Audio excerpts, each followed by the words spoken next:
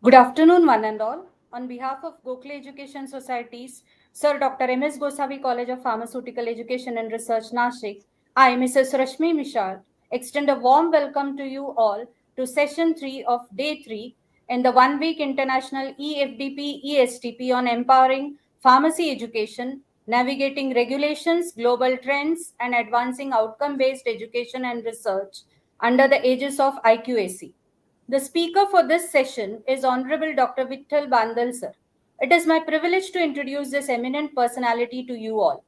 Dr. Bandal is currently working as principal of Government Polytechnic Awasari, Manchar, District, Pune.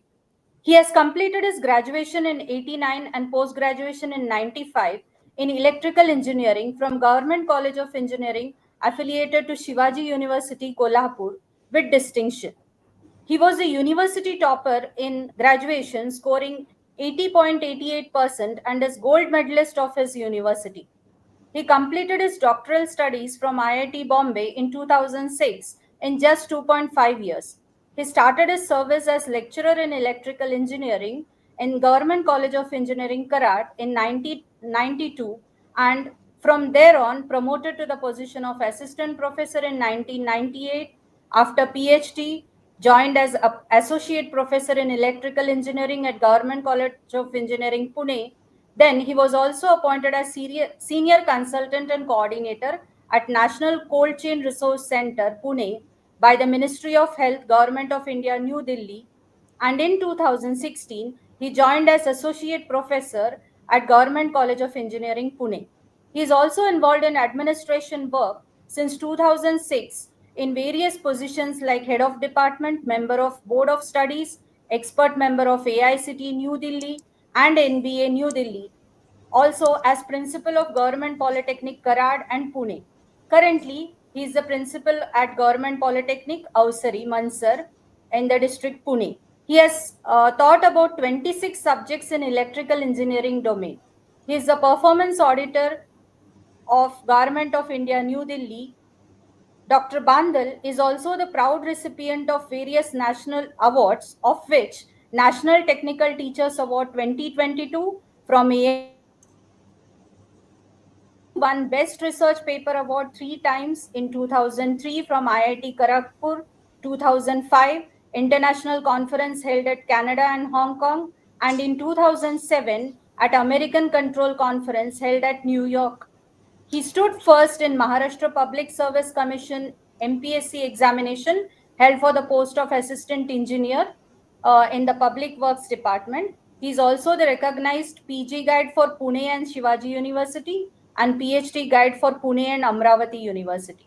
Sir is invited resource person for expert lectures in many international universities as well as for various national sessions and training programs. Dr. Bandal has presented about 24 research papers in various national and international conferences, as well as published about 20 research papers in international journals, including Taylor and Francis, SCI, etc. He has an H and I-10 index of 9. He has received numerous grants ranging from 1 to 1.5 lakhs from MODROPS to 36 lakhs from organizations like Public Health Department of Government of Maharashtra and Kolhapur Municipal Corporation for his research as well as consultancy work. Dr. Vitthal Bandal sir is going to deliver his expert talk on the topic COPO assessment and attainment, a case study today.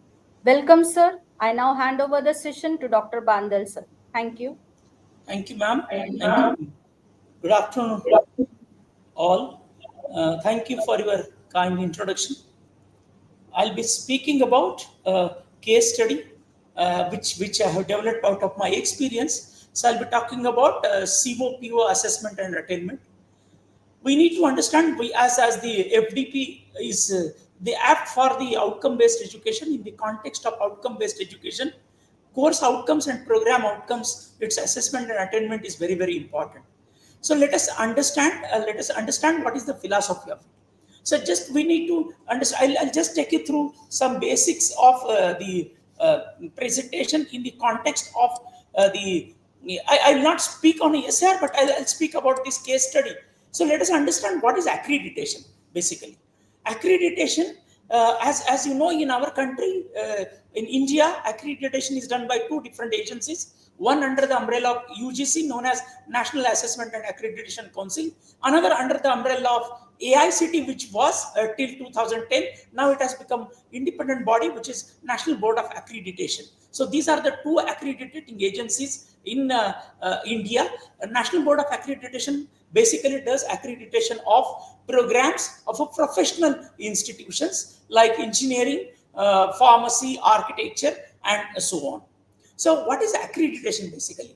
It's a formal recognition of an quality of an educational program or institution by an external independent agency on the basis of impartial assessment and well-defined criteria.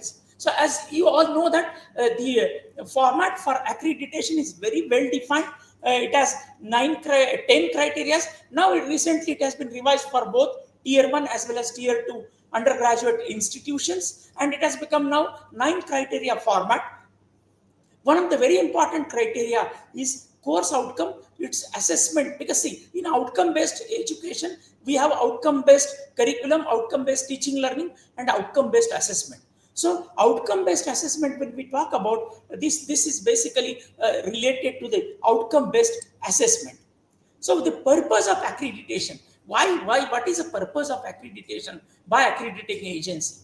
Basically, it is to promote and recognize excellence in a technical education in colleges and universities at all the 3 tiers: diploma level, undergraduate level, as well as at postgraduate level. This accreditation has a significance because it helps institutions to know, understand their strengths, what are their weaknesses, what are the opportunities they have. It also initiates institutions into innovative and modern methods of pedagogy. It provides society with a reliable information on quality of education being offered by that institution, and it also promotes intra and inter-institutional interactions. The impact of accreditation, it encourages quality improvement initiatives by institution. It improves student enrollment both in terms of quality as well as numbers. It helps institutions in securing necessary funds from various statutory bodies. It also enhances employability of the graduates who are graduating from the institution. It motivates faculty to participate actively in academic and related institutional and departmental activities. It also helps to create sound and challenging academic environment in the institution. It also contributes to the social and economic development of the country by producing high quality technical manpower. Now, what are the key constituents of outcome based education, OB? So if you look at just this pyramid, at the design approach is a top down approach, whereas the implementation approach is a bottom up approach. So when I say top down approach, it comes first of all vision, mission, then comes program, educational objectives. So vision is basically what you envisage over a longer period of time, that is a vision, and how you wish to reach there. That's nothing but a mission, which is means to achieve that. Then comes program educational objectives. These program educational objectives are broader statements about the professional and career accomplishments that graduates will have. And in other words, in simple words, it's basically a promise given by a program that why one should join this program. So what is a promise by a program? Those are program educational objectives. Then program outcomes, which are influenced by graduate attributes. These graduate attributes can be divided into 3 simple keywords known as knowledge, skill, and behavior. So some of the attributes are related with the knowledge, some of the attributes are related with the skill, and some of them are related with the behavioral attribute. So program outcomes, and then of course comes the course outcomes. So every course will have course outcome. So design approach is a top-down approach, whereas implementation approach is a bottom-up approach. Unless and until you do not evaluate the course outcomes, you will not be able to evaluate program outcomes. Unless and until you don't able to evaluate program outcomes, you will not be able to evaluate program educational objectives, and then ultimately mission and vision. My today's focus of my lecture is talking about 2 bottom layers, that is course outcomes and program outcomes, its assessment and its attainment. I'll be talking about first of all the philosophy. What is the philosophy of COPO assessment and generic philosophy, and then I'll present a case study. So let us understand whenever we prepare a essay or self-assessment report, or you have to articulate course outcomes for every course. Course outcomes are what? If we take any course and if we just divide that course into three parts. First, the number of units for teaching. Usually it will have 5 to 6 units of a teaching. We have to understand what is the purpose or what is the objective of teaching a unit. That is called as objective. And then what are our expectations after teaching that unit? And at the end, obviously, a course. So expectations means the abilities which we expect student to demonstrate. These abilities are nothing but the course outcomes. So for every course, we have to articulate course outcomes. Obviously, every course teacher has a wisdom and experience. So he or she will design a course outcomes.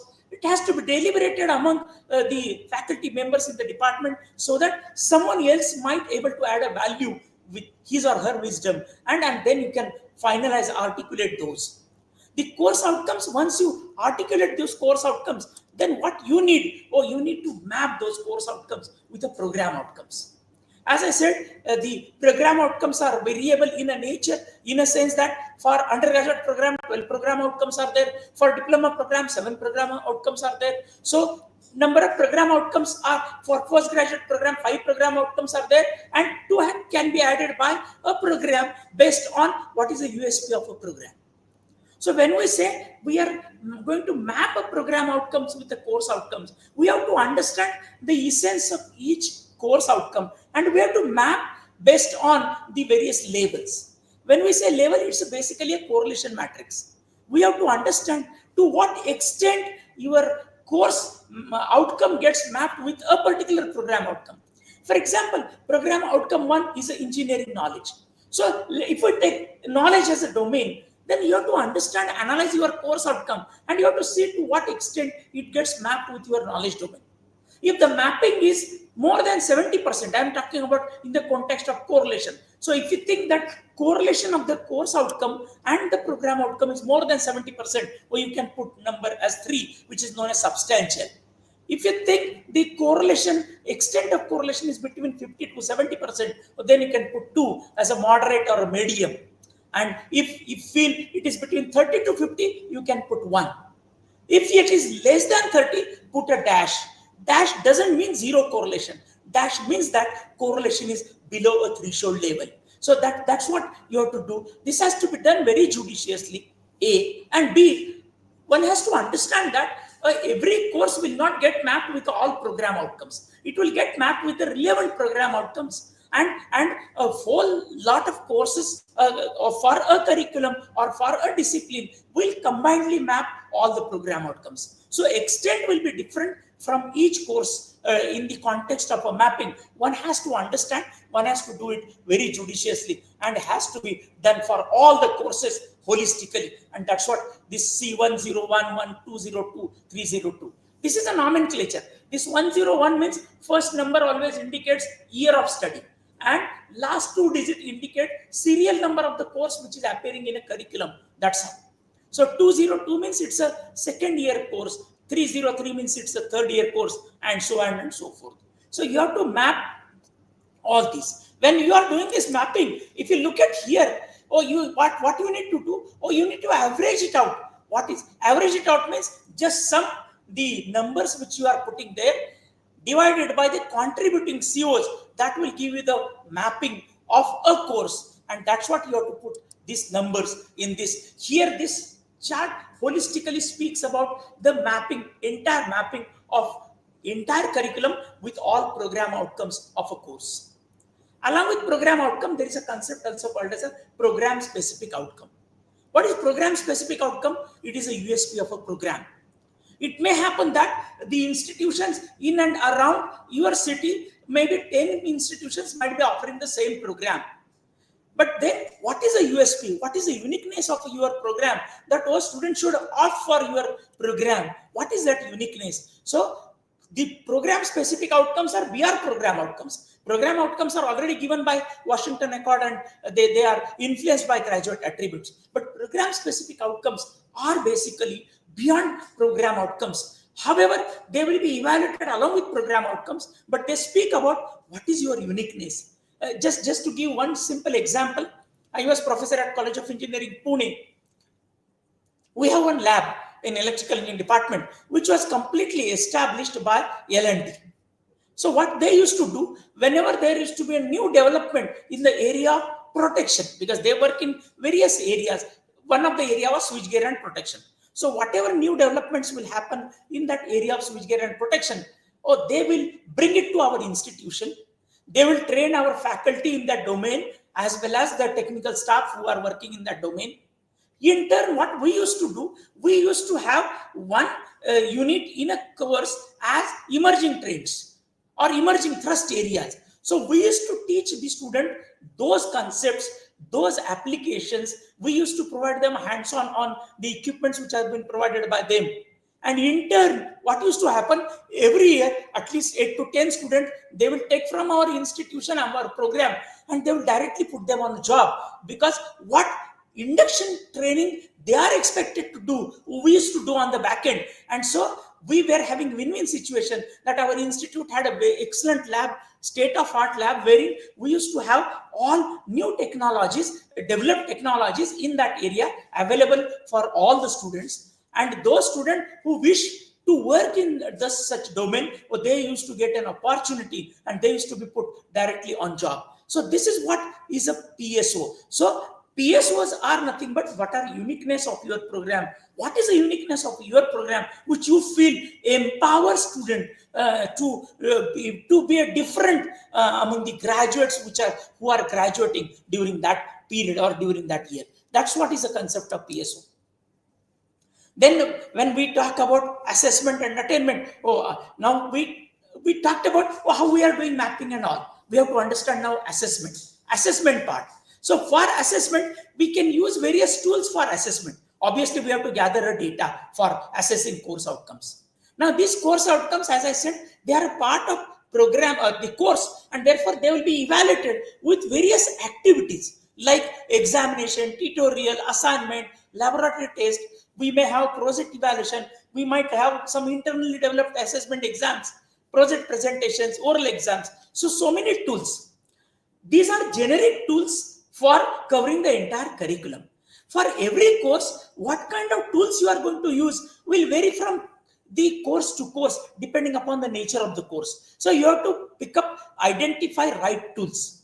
In case of, there are two types of institutions in our country. One is a tier 1 institution, another is a tier 2 institutions. Tier 1 institutions means deemed to be university, departments or the autonomous institutions, all will fall under tier 1. Tier 1 have more flexibility in articulating their curriculum as well as articulating their assessment methods also. Tier 2 institutions, which are usually affiliated to the university, or they will have limited scope in the context that many things are spelled it out categorically, very objectively by university in terms of the courses, in terms of the assessment tools and all. However, if you feel the assessment tools which have been spelled it out in the curriculum are not adequate, or you can develop your own assessment tool, and that assessment tool is known as a rubrics. So what we need to understand, we need to describe all the assessment processes, assessment tools which are used for assessment. And then we have to record the attainments of course outcome. As I said, I have divided my presentation in two parts. First part speaks about the basic understanding of the concept of assessment and attainment of CO. And in second part, I will speak about the data, actual data, which is analyzed and done the calculations. So we'll be recording the attainments of course outcomes. Understand how to measure the course outcomes. As I said, there are two types of institutions. One is the affiliated institution, another is autonomous institution. Let us take example of affiliated institution. And suppose your institute is affiliated to some university. Then you are going to measure course outcomes through two ways. One, internal assessment, another is an external assessment. External assessment will be done by university. Internal assessment is basically continuous assessment tools. So in case you want to understand how to measure course outcomes through university examination, then first of all, you have to set a target. Now, how are you going to set a target? You may set a target in terms of percentage of students getting more than university average marks or more as selected by a program. Say, for example, if you have a 3 years data for that particular course, find out what was the university average for last 3 years for that course. And you can start with keeping that as your target. And then find out how many percentage of students are scoring more than that. If 60% students are scoring more than that, or your target will be 1. If 70% students are scoring more than that average, or your target will be 2. In terms of attainment level, and if 80% students are scoring more than that, or then your level will be 3. This is how you can fix it up. However, where university does not provide you useful indicators like average, median marks, or then you may choose an attainment level on your own, but obviously you have to give a proper justification for that. As I said, how to set an target levels. So level 1, as I said, 60% students scoring more than university average, or then you can consider attainment level of 1, 2, and 3. Obviously, in case you do not have a data, you can have average attainment levels, which you can fix it up, and but you quote unquote, you must have a logical reasoning for that. Suppose, for example, let us take one example, one university example, wherein you have a data which is a question wise or CO wise data available. I am considering an example. Suppose 75% students have scored more than university average for course outcome 1. For one of the course, 202.1 means course is 202 and dot 1 indicates first course outcome. So let us presume that 75% students have scored more than university average in that particular CO. Then obviously your target level will be 2.5. Why? Because if it is 70% then 2, 80% then 3, or it is in between 70 and 80. So 3 and 2, or you can take the median of that, and that's how 2.5. Similarly, suppose if I average marks for another course outcome for that particular course is 69%. Then, as you know, 60% means 1, 70% means 2, or 69 you may say 1.9. What does it mean? It means if you have a data with you, then you can set CO-wise target for you with 2.5 and 1.9 separately. However, if you do not have a CO-wise data with you, or you can have the same target level for all COs. It means whatever target level, level 2, level 1, level 3. I told you the guideline. So based on that, or you can fix up the target level for that CO. This is through external examination. Let us understand for internal examination, because you will have internal assessment also, which is continuous assessment. Continuous assessment may be in the form of quizzes, maybe in the form of midterm test, maybe in the form of test 1, test 2, maybe in the form of mini project, or maybe in the form of kind of reports or presentations, depending upon nature of the course. So it will vary from course to course. Let us understand from this also.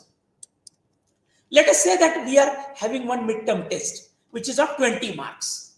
And as you know, that test will be carried over a period. So after some time, maybe after a month, test 1 will be conducted. Maybe after 1.5 months, maybe midterm will be conducted, assuming that 3-month semester, or then in that case. So let us assume that you have conducted a midterm test of 20 marks, out of which 12 marks you are assigned to CO1 and 8 marks you are assigned to CO2. Now for internal, you can have your own benchmark. So here what benchmark I am considering? I am considering 60% marks as a benchmark. So if 60% students score more than 60% marks, means how many marks? Out of 20 marks, 60% means 12 marks. So if 60% students are scoring more than 12 marks, then it will be attainment level will be 1. You can consider as 1. If 70% students are scoring more than 12 marks, then attainment level will be 2, because it was 20 marks examination.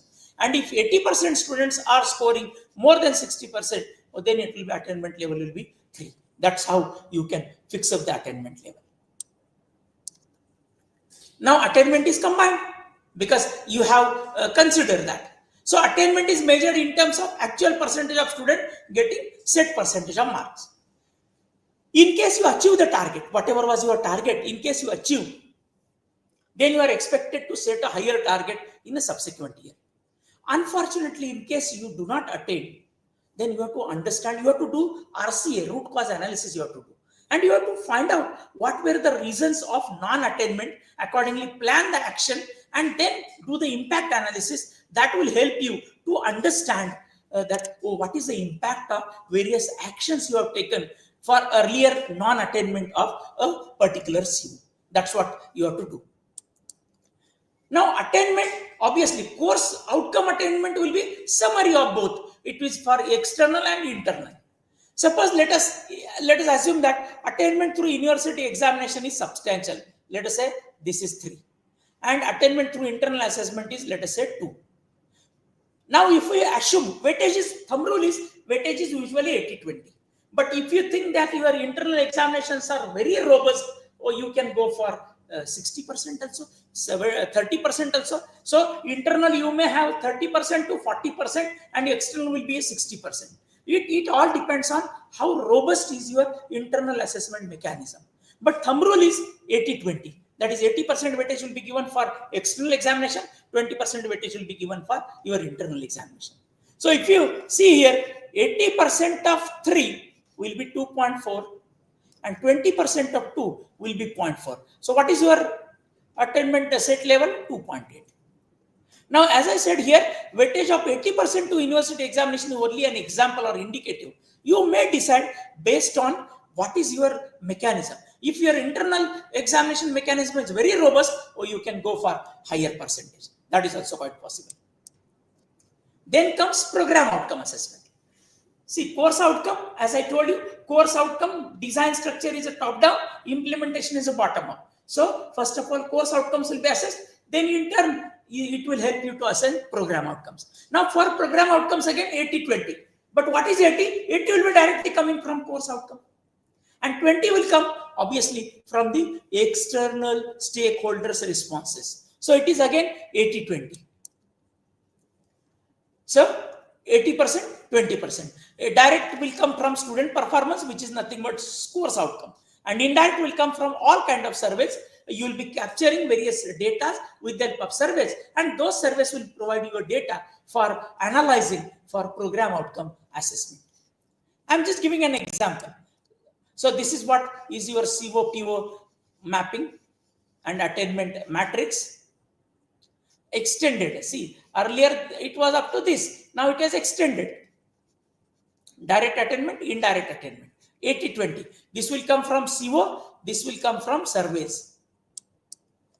So let us understand that suppose a particular PO is addressed by 4 courses. Just for the sake of your understanding, which I have told you in the beginning also, this is a nomenclature of the courses. 101, 102. It means these are first year courses. Similarly, 409. That first digit always indicates year of study. Now, let us understand how to do PO assessment. I am giving an example. Let us assume that a particular PO has been mapped by 4 courses. This is one course, this is another course, this is third course, and this is fourth course. Now, to what extent they are mapping? Oh, it will vary from course to course. It is not generic. But we are considering, for the sake of understanding these 4 courses, the particular PO is getting mapped by these 4 courses. As I told you, from engineering perspective, 80% is direct, 20% is indirect. Okay. So let us understand first of all mapping of this. Now what I am saying, oh, these 4 courses are getting mapped with a particular PO, but whether they are getting mapped with the same level, no. Course 201 is getting mapped with level high. Course 302 is getting mapped with level 2, that is medium. 303 is getting mapped with level 1, that is low. And 404 is again getting mapped with high. No problem. So how do we calculate attainment level? Simply sum all these. 3 plus 2 plus 1 plus 3 divided by how many contributing COs are there? 1, 2, 3, 4. So 3 plus 2 plus 1 plus 3 divided by 4, which is 9 divided by 4, 2.25. So attainment level in the context of target from the courses will be this. Now indirect assessment, these are surveys, various surveys are there. Surveys, analysis, we are assuming that level 2, let us say. So what will happen? 80% of 2.25, which is 1.8, and 20% of 2, which is coming 0.4, so 2.2. So this is what is your target level for a particular PO. This is An assessment analysis, a background I'm just giving you, so to make you understand what is, when I talk about case study, you will understand this. Now let us speak about case study. So what we, in first part, what we spoke about, or we spoke about the theoretical background, the theoretical understanding of the concept. What is course outcome, what is program outcome, how are they mapped, the mapping is done, and then how the assessment and attainment part is done. Now let us understand here with a real case study. For that, I will be taking one example. If you remember, I told you course outcomes are articulated. So what are course outcomes basically? Basically, they focus on aspects of learning. It means demonstration. Let me give you a very simple example to make you understand what is the difference between output and outcome. If we take example, let us say we are teaching engineering mathematics as one of the course for graduates in a first year. And in that course, one of the topic, one of the unit is the solution of a differential equation. Then as a mathematics teacher, what will be your purpose of teaching that? Or your purpose or objective of teaching that will be to make students familiar with the solution of a differential equation. That will be your objective. And then what are your expectations? Or your expectations will be the student who have undergone through that course should be able to solve engineering problems involving differential equation. So expectations are nothing but outcome. Now, many a times what happens, a student will study a course, student will get through a course. Suppose student has got a 75 marks in that mathematics course. In my opinion, it is output. Why? Because it's a number.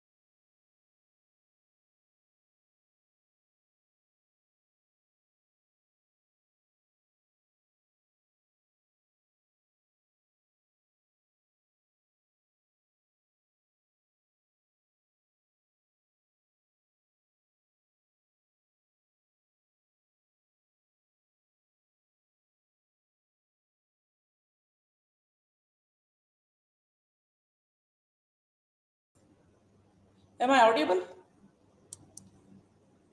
Yes, sir, you're audible. Okay. I guess there is some problem in the camera. I don't know what has happened. Yes, sir, Okay. your video is not visible, right, sir? Okay. There is some problem, I guess. Okay. Fine. Okay, sir. Okay. Okay. Yeah. I don't know what has happened.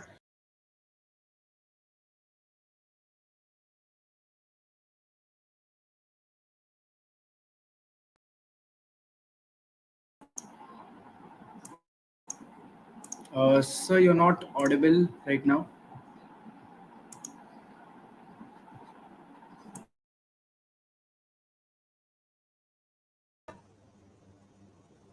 Yes, sir. Now you're audible. Yes. Okay, fine. There is, but still there is, I guess, some problem in a camera. Okay, Yes, fine, sir. There's, fine. yeah. Oh, there's a problem with the camera. I don't know what has happened.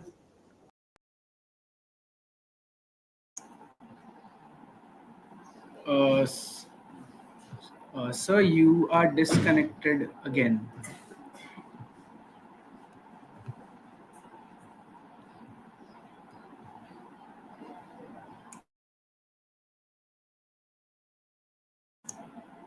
Sir is facing an internet issue.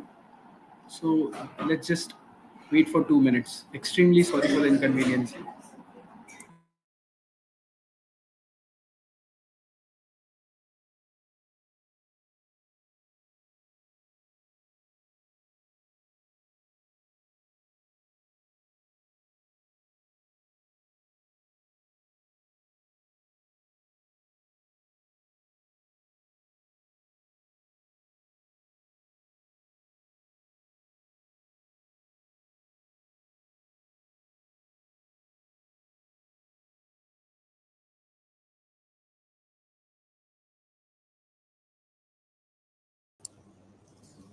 Am I audible, sir? Yes, sir, you're audible now. Can Uh, you, sir, please share your presentation? okay.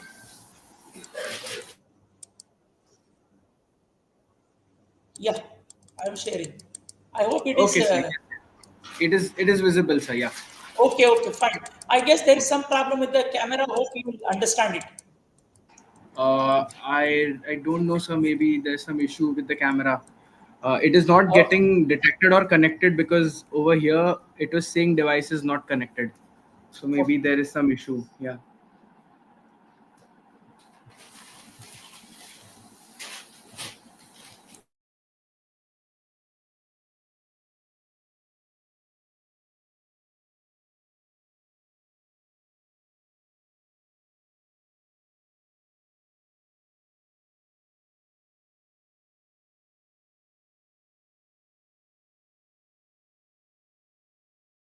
Shall I continue? Yes, sir. Yes, sir. Please continue. Okay. Okay. Thank you. Sorry, there is some technical glitch, I guess, because of that video is not possible. Okay, fine. So I'll present a case study. Mm, uh, I'll present a case study. So I was talking about this course outcomes. Yeah.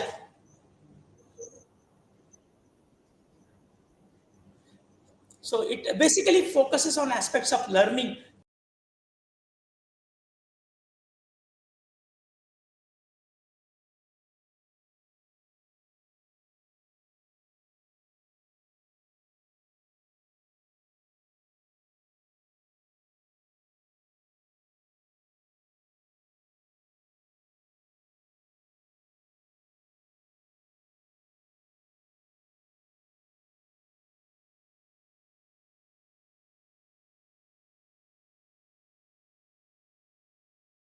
Paper will be a topic or unit chapter name. Second part of the paper will be objective, and third part of that will be outcome. So whenever you articulate this, no, the middle part. Oh, slides are moving.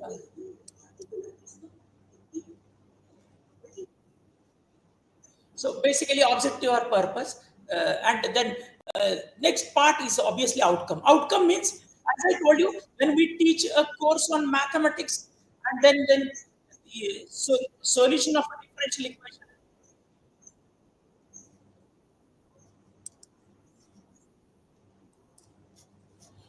uh, Solution of a differential equation, as I told you, see, making students familiar with the solution of differential equation is a expected the purpose. And what is outcome, what are expectation, a student should able to understand, and students should able to address the solution of the engineering problems involving the differential equation. That's what is the objective, and that's what is the expected outcome.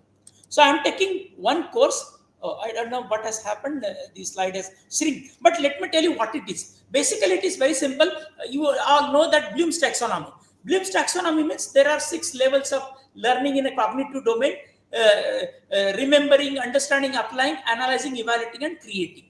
Your course will get mapped with 2 to 3 levels depending upon where that course is getting mapped or where that course is appearing. So that course may appear either in a first year or second year or third year or final year, depending upon the level at which that course is appearing. Accordingly, it will get mapped with the Bloom's taxonomy level. So I'm just showing you one example wherein I'm saying what we need to understand and we have to be careful while articulating the course outcome is that choose appropriate verb for articulation of a course outcome.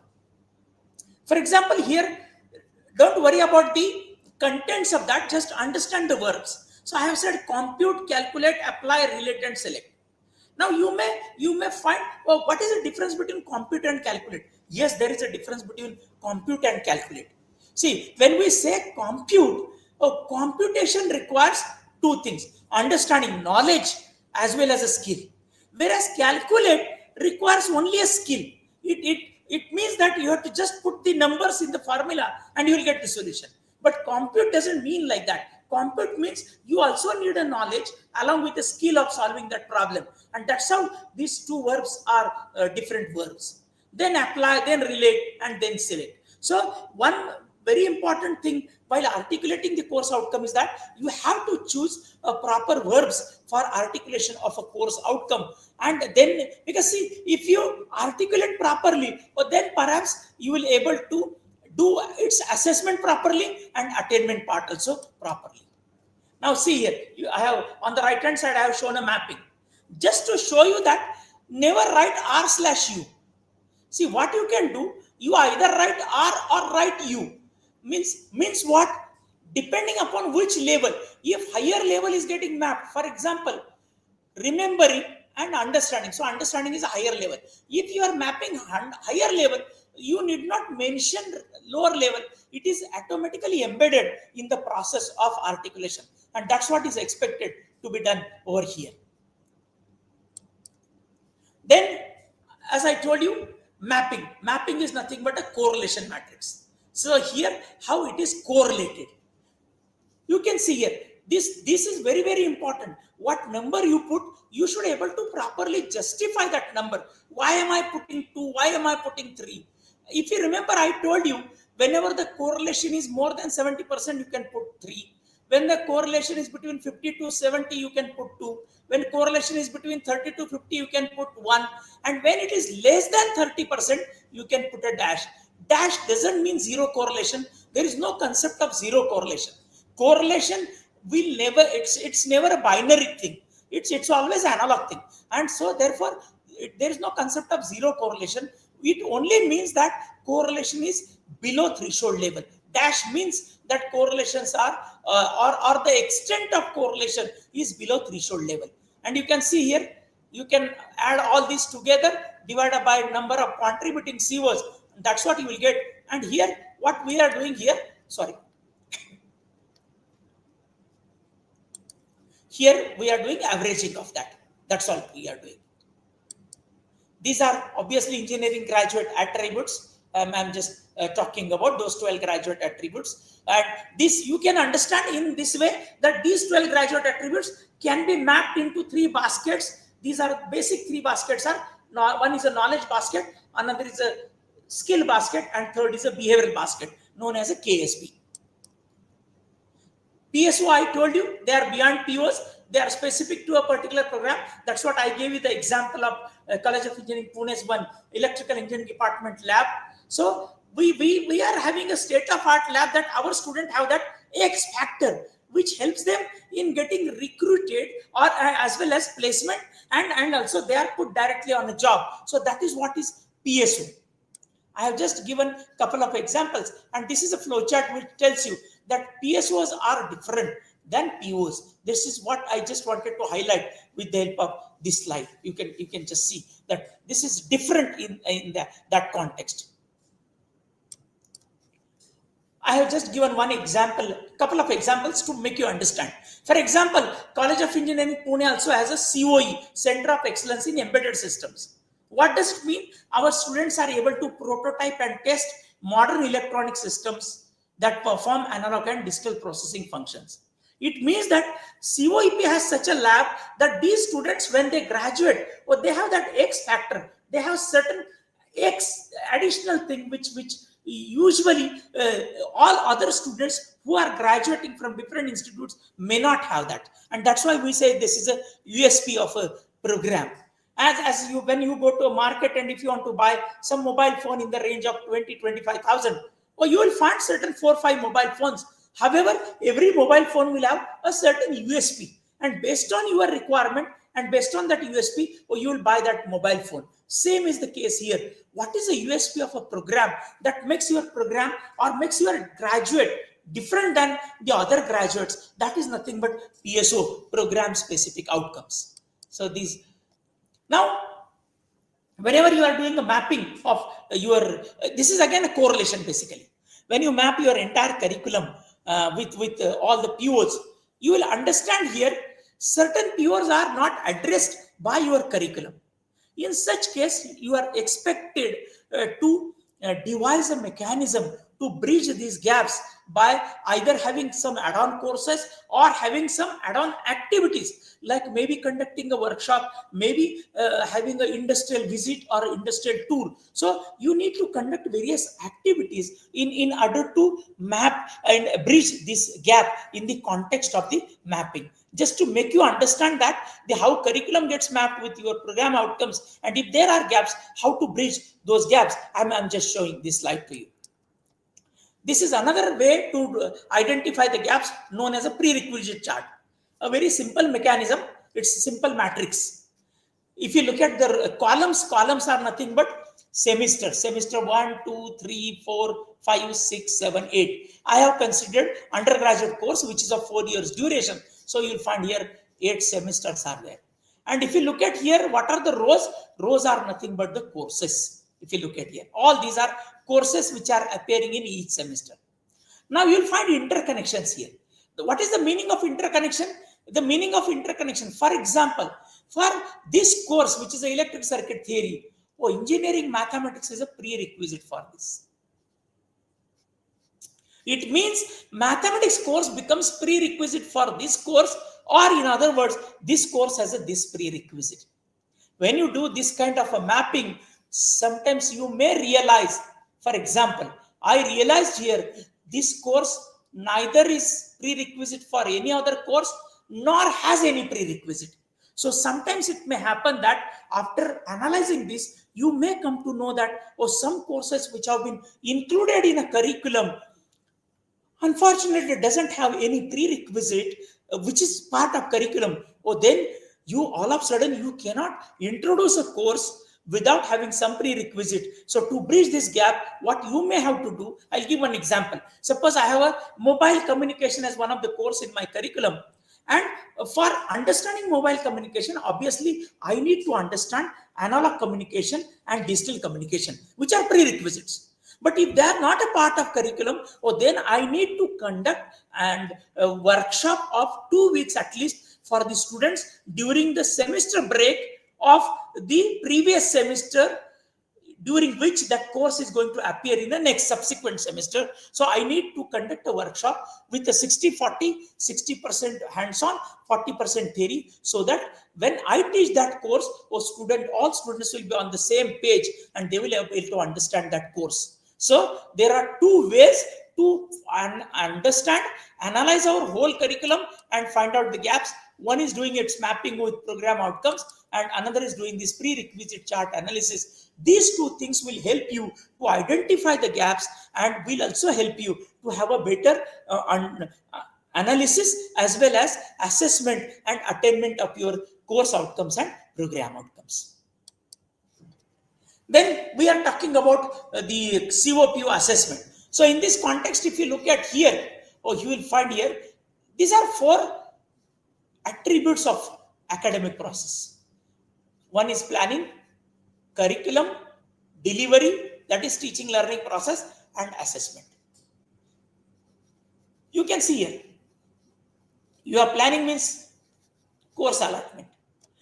Curriculum means course details you have. COPO mapping, syllabus, lesson plan, question bank, everything. Then here you will do gap analysis. I have told you how will you do gap analysis. Once you do the gap analysis, you will have add-on courses. One of the attribute of these add-on courses. Then this course you will deliver. You will deliver lecture labs with various pedagogical methods. You will also have co-curricular activities. At the same time, you will also identify the academically weak and academically bright student, and you will have delivery mechanism for them. And obviously, one of the aspects of this course is projects. And here you will find co-curricular activities are industry institution interaction activities. It means expert lecture, industrial visit, in-plant training, all are industry institute interaction activities. Apart from that, you will also have add-on courses. Two things, as a part of co-curricular activities as well as an outcome of requirement of the gap analysis. So you will do that. And then comes assessment parts. So this is basically teaching learning process. Then comes assessment parts, COPO, assessment and attainment. And this is where our today's focus or focus of my lecture is. Now let us understand first of all one course, let us say. Then what are the various tools, assessment processes and tools? For example, I am considering one course which I am going to evaluate with 4 different ways. One, I will conduct test 1, test 2, mid-semester examination, assignment tutorial, and end semester examination. Please understand, horizontal summation must match to 100. Vertical summation is redundant. Just to explain you why I have put here 20% and 0%, because as you know, first test will be usually conducted maybe after 1.5 months, during which you may able to address either course outcome 1, 2 or maximum 3. You will never able to address course outcome 5 during test 1, and that's why I have given weightage 0%. It means that I will not able to address course outcome 1 with test 1. Then similarly test 2, mid-semester examination, assignment tutorial and end semester. It may happen, see, you can see here. That's why I have given more weightage for end semester for CO5 in comparison with end semester for CO1.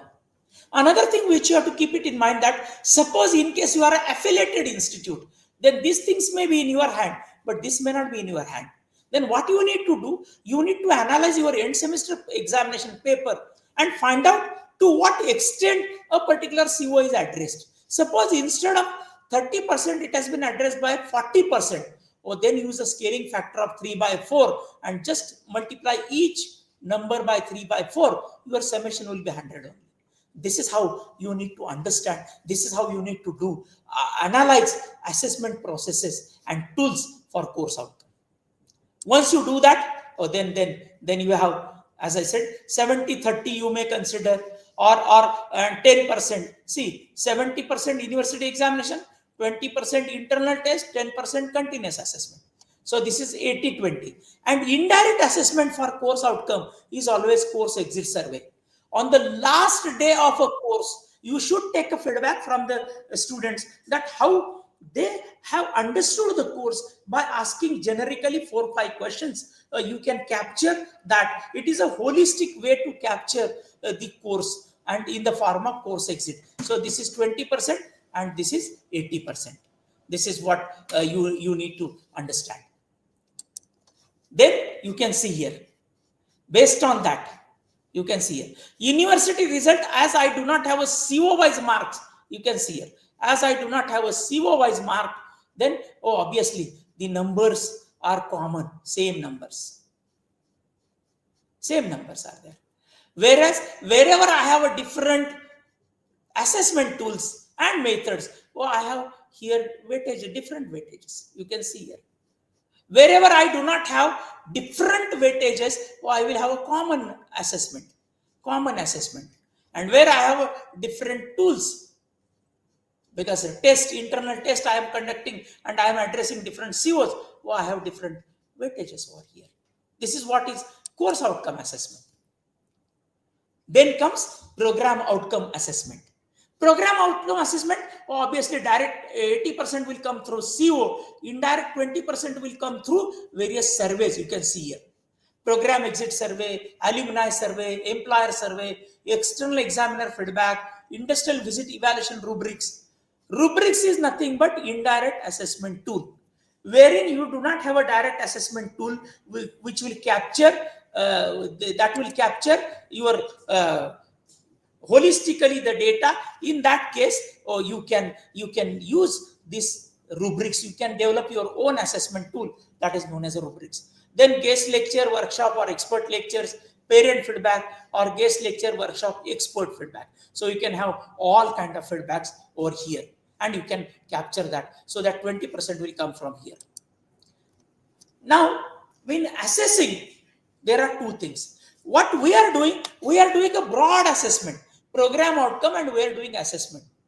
There is another way. AICT has given a wonderful examination reform model in which they say you need not holistically assess program outcome. For every program outcome, there will be set of competencies associated. So for each program outcome, there will be set of competencies associated, and each competency will have performance indicator. PI means performance indicator. So each competency you can evaluate with one tool. This is called as a micro level of assessment. This is macro level.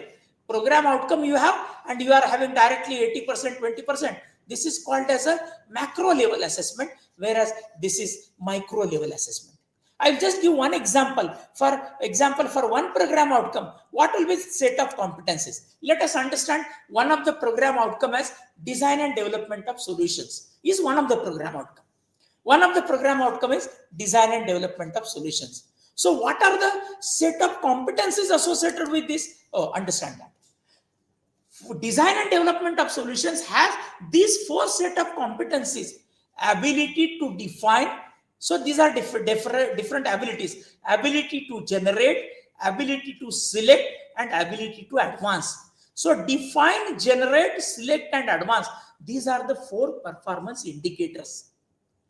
These are the four competencies. So each competency. So I have a competency of ability to define, competency of ability to generate, ability to select, and ability to advance.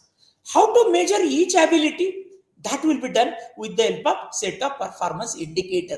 So how to measure ability to generate, ability to select? So we'll pick up one of the ability and we'll see. So we have picked up ability to generate. We have picked up the ability to generate. So this ability to generate, so I told you here, four abilities are there: ability to define, ability to generate, ability to select, ability to advance. Let us select one ability, one of the competency, which is ability to generate, and understand how this ability to generate can be evaluated. So let us understand that. So how can we do this? If student is able to apply formal idea generation tools to develop multiple engineering design solutions, we will have one of the performance indicator is ability to generate. One of the performance indicator is ability to apply. Another performance indicator is ability to build. And third performance indicator is ability to identify. So apply, build, and identify. These are the performance indicators for competency, which is ability to generate. This is what is called as a micro level of assessment. The institutions which are autonomous institutions, which are deemed to be institutions, are encouraged for this micro level assessment for the program outcomes. Presuming that, here you can see here, for CO, for a PO, direct attainment, that will come from CO. You can see here CO. What are the attainment levels? And these are the POs. How do we calculate this number? This number we calculate based on, very simple. What is the CO attainment level? 2.2. We have to understand what is the mapped level. So if mapped level is 1, then 1 by 3 into this will come this. In other words, if you divide this by 3, you will get this number. Similarly, if you divide this by 3, you will get this number. It indicates PO mapped level is 1. The highest level is 3, which is known as normalization. into what is your CO attainment level, which we have picked up from last slide, previous slide, wherein we have done that ability, where we have competitions, and from there we are picking up. This is called as direct attainment. Indirect will come from various surveys. You can see here, various surveys are there. Program exit survey, alumni feedback, parent feedback, guest lecture feedback, expert feedback, external examiner feedback, in-plant training feedback, industrial visit feedback, employer feedback. All feedbacks are there. All feedbacks are there. And see, dash means that for a particular PO, these feedbacks are not relevant. For whatever are the relevant feedbacks, those have been captured and their level, attainment levels have been mapped together. This is how you will be doing the computations. Direct assessment and indirect assessment. I don't know why it has mixed together. This is summary of what I have explained you in the context of the attainment level. In the context of attainment level. Sometimes it may happen. For example, this is not attained. Sometimes it may happen some of the POs are not attained. In that case, what you are expected? You are expected to do root cause analysis. Why you could not attain that? So PO3 is a design and development of solutions. So it was not unfortunately attained. But then you have to do the analysis of each PO, find out what were the reasons of non-attainment, accordingly plan the action and show the impact analysis. As these are some of the activities which are required, action taken for improvement of that design and development of solutions. So given some projects to the student so that they will able to develop these solutions, they will able to improve in the context of attainment level for the criteria or for the program outcome 3, which is design and development of solutions. So these are some of the activities which will help. And in turn, what will happen? You will also have some activities to support weak and bright student. This how the impact measurement is done, or you can find out how many conferences, how many seminars. You will find numbers are increasing. You will find numbers of increasing industrial training by students. You will find these numbers are increasing. So this is what is the impact analysis of what you do. This is what is the impact analysis of what you do, and this is what is expected. So this is how enhancement in a placement is outcome, is an impact of the various activities which you are conducting. And then some of the add-on courses you will include in that. Duration may vary, duration may be variable duration, but you will add on some courses also which will help you to bridge the gaps, curriculum gaps which you have already identified. In courses you have identified certain gaps, as well as in general also you have identified certain gaps that will help you to bridge those gaps. And this is how it will impact into all those things. You can see this is what will be helping you to getting sponsoring authority. This is what I just wanted to brief you about course outcome, program outcome, assessment, and attainment. If you have any questions, I'll be very happy to answer. Or otherwise, thank you very much for your patient listening.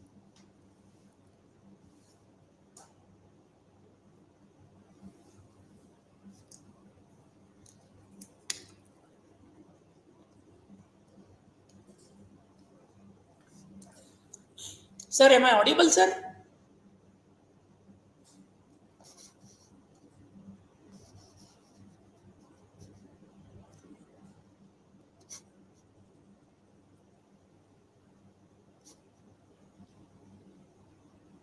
Yes. Ma'am, I was audible, ma'am? You're audible, sir.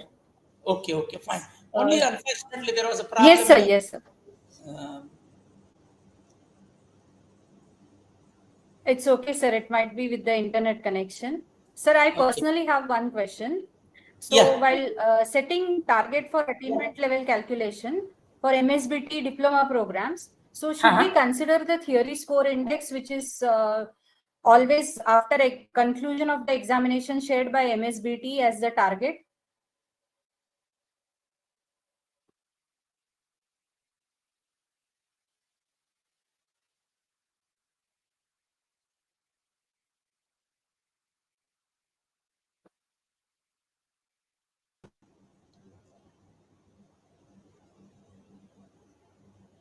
Ma'am, am I audible? Yes, Sir, I guess you had been disconnected again.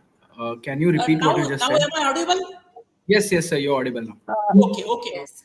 Ma'am, you were Okay. asking me a question that whether TSI, PSI, Yes, sir. theory score index or practical score index, Yes, yes, yes. can we consider it as for setting up the target? The answer is yes. The answer is yes. Okay, sir. Yes. If in case you do not have, you can have your own mechanism, no problem. Evaluators will not ask you, Okay, sir. question you on the why this number you are set. They will only ask you, can you just explain how you are set your targets? That they will ask you. Yes. Thank you, sir. If anyone has any questions, please post it on the chat box. Okay, sir, is it necessary to attain all CO to map with all POs? No, absolutely not. See, course outcomes, all course, if you take one particular program outcome, all courses will not get mapped. CO attainment, again, please understand, in CO attainment, suppose you have a program, undergraduate program, you have 40 odd courses. These 40 odd courses, all 40 courses COs need not be attained to their target level. Only thing what you have to do, in case unfortunately if it is not attained, you have to find out what was the reason of non-attainment. Accordingly, you have to plan the actions, and then subsequent year keep the same target, and subsequent year you do the impact analysis and try to show that because of these actions, now there is an improvement in the attainment level in comparison with the previous year. That you can show.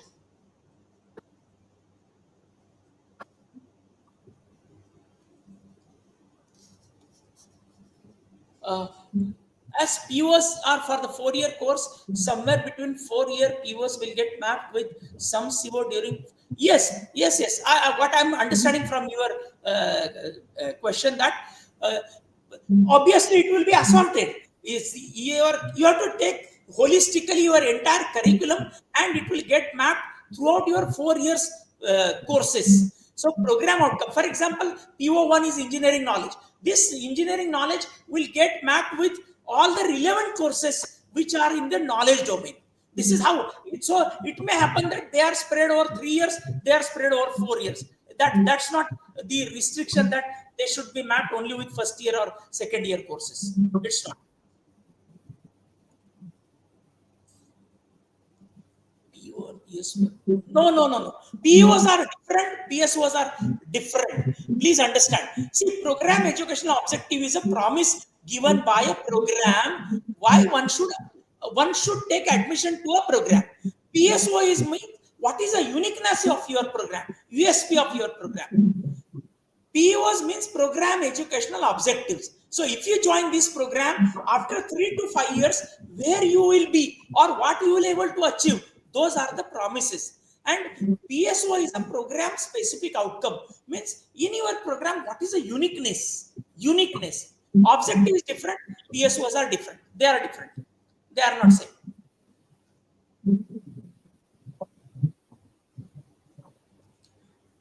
Sir, can the Combined PEOs of Okay. We should define combined CO for practical and theory. Very good or question. it should be different? Prakruti has asked a very good question. Actually, see, in case, suppose, I'll give one example and I'll make you understand easily. See, suppose I am having a basic electrical engineering course, theory course, and also I have a basic electrical engineering laboratory. And in theory course, I have 2 units. One unit is on laws, all kind of laws, and another unit is on mesh analysis, node analysis. Anyway, I have defined COs for my theory course, so you should not have separate COs for your practical, because practical is one of the additional assessment tool which you are getting to address those COs only. So you need not have same different COs. You will have subset of the COs. It means out of 5 COs, 2 COs will be addressed by your practical. So you need not have separate COs. Suppose in case your theory and laboratory courses are appearing all together in different semesters. However, they have a connect of those. You can make use of these COs, course outcomes, which you already defined. Let us say one course was appearing in a second year and its lab is in third year. If the contents of the lab are from the course itself, you can make use of some of the COs as a POs for your that course also.